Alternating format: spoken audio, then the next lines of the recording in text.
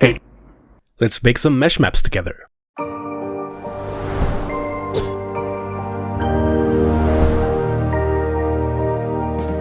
Well, hello there, welcome to part 5 of the Caynfurtian Ceremonial Dagger sessions, where we're gonna be baking, the step between modeling UVing and texturing. First order in the list is to analyze our mesh and determine which objects need to be combined into a single outliner object for maximal optimization of the baking engine, which is to say, to get the most out of our bake. As you can see there, I combined some of the parts, the engravings, the guard, the pommel, all of that into a single object. Now I'm going to be doing the same for the scabbard. Everything goes into the same one, and which is for a single, very simple purpose: get the best baking possible. The details are technical and quite in depth. I could talk about them in a later video, but the gist of it is we need to combine and rename every object to tell the engine, okay, this is one, and I need you to have the detail or this single piece match with this other one that's the same but has a different name. As you can see, we're renaming the final objects with the suffix low to tell the engine that this is the low version, the low poly, the most optimized version of the object. And we're gonna be duplicating them and changing the suffix to high to tell, okay, the high is where you're gonna take the data from and put it into the low. That's pretty much the gist of baking, transferring data, aka sculpt mesh data, from the very detailed one to the very simplified low one. We're not having too much data to transfer since we're not sculpting in ZBrush. I did say at the start I probably wasn't going to sculpt, and I'm sticking to it. Now we're finally going to Substance and setting the resolution. I want this to be 4K, and we're starting with our test bakes at 1K for our quick testing.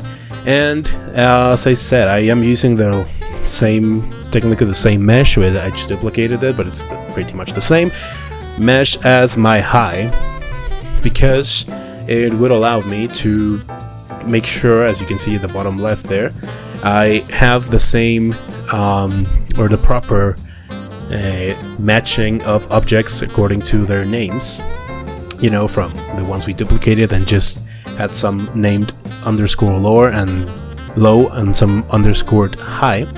That's what we're doing here, and changing, as well as you're seeing there, some of the specific mesh map settings to ensure that they also utilize the match by mesh name to get, you know, the most optimized mesh maps possible. There goes our first test bake, and guess what? I noticed, as you can see, some issues with the UVs and the baking. Yeah, spoiler alert, this episode does get a little bit in depth in actually fixing my UVs. I did not realize at the end of last episode I had some issues with overlapping UVs. I honest to God did not realize. I discovered them as I started baking, which was inconvenient, but never mind, we can fix it quite simply, and that we did. The issue, I'm gonna spoil it for you right away, was I had some faces, some UV shells from the crossguard that were not properly unfolded when I laid them out. It took a little while to realize that was the issue, as you're gonna be able to see in the recording. I'm not gonna cut it away because I want you to follow my process of changing things and realizing the problem itself was not already fixed entirely, coming back and trying again and again. But yeah, the issue, as you can see, is some of the moon motif UVs are overlapping over the UVs at the center of the medallion from the guard, and those shells, specifically the ones at the center of the medallion, were the issue, were the ones that were not properly unfolded and thus were giving problems. I also, as you can see, fixed some of the edges that were not properly sewn together, that were altering some of the UV shape from the handle floater. But yeah, that was pretty much the issue, the entire issue.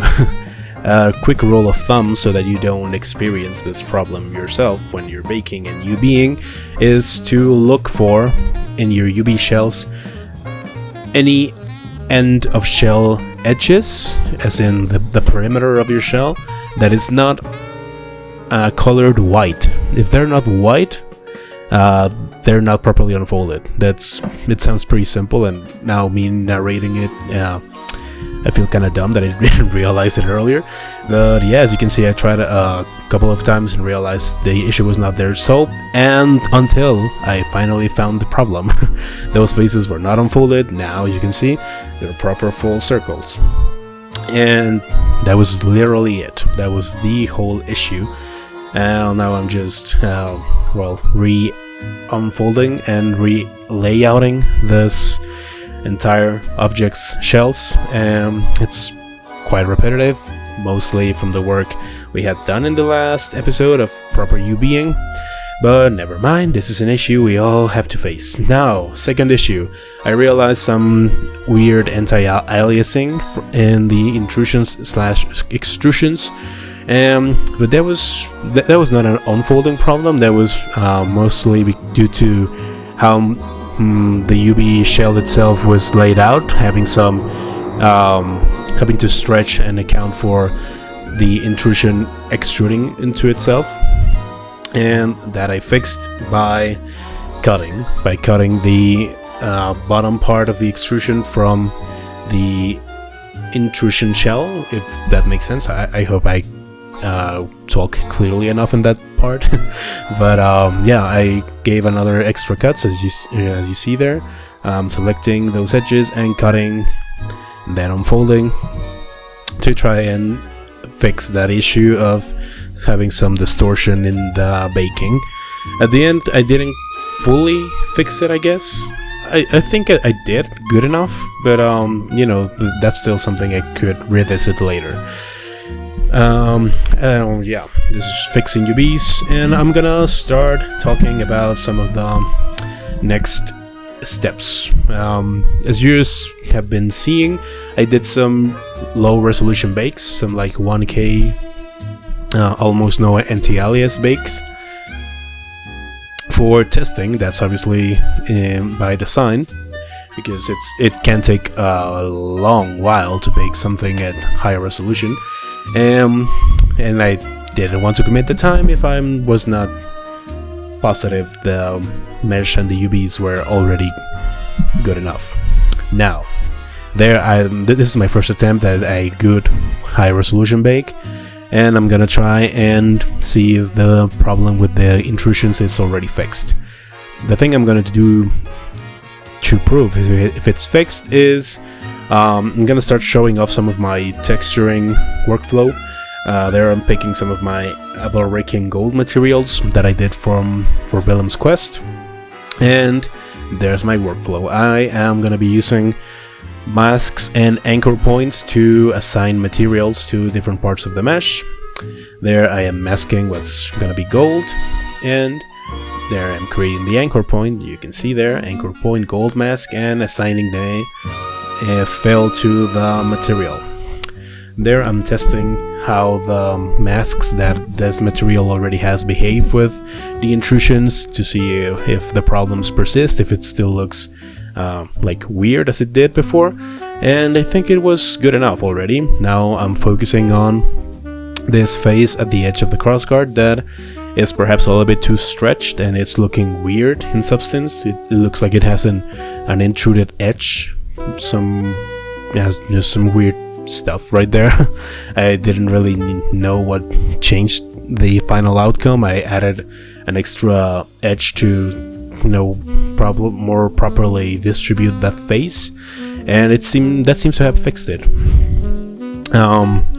Also, as you're gonna be able to see in a little short while, I brought back the scabbard to its original position for symmetry purposes, because having it displaced to a side was obviously altering my symmetry axis in the x-axis, and it was going to be just harder for me to or more inconvenient to work without having proper symmetry.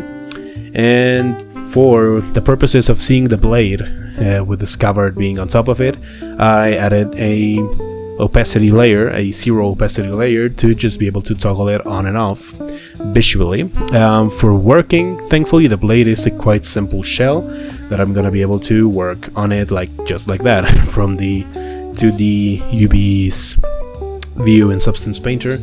And yeah, that's the end of it. I'm starting a little bit there to get ahead of myself with applying the masks. That's part from the UB, this texturing section. I am getting ahead of myself. I'm gonna cut off myself quite shortly on that thing. Now I just needed to update the high to have the scabbard back at its original position. Some final baking. And I think this is the end of it, lads. I'm not gonna be showing you renders yet because, well, pretty much nothing visually has changed in the model. So yeah, this is gonna be the outro. Baking is simple enough. I think I mentioned it in the last episode.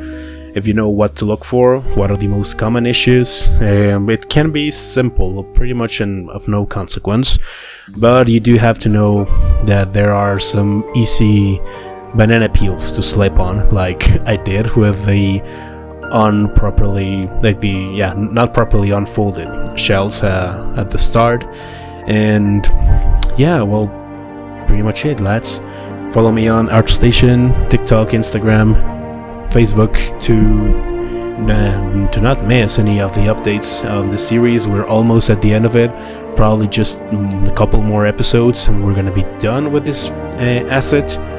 I'm going to be uploading it to my portfolio, obviously, apart from the working sessions. And yeah, do not miss out, lads. Follow me, subscribe. Thank you for watching. Bye bye.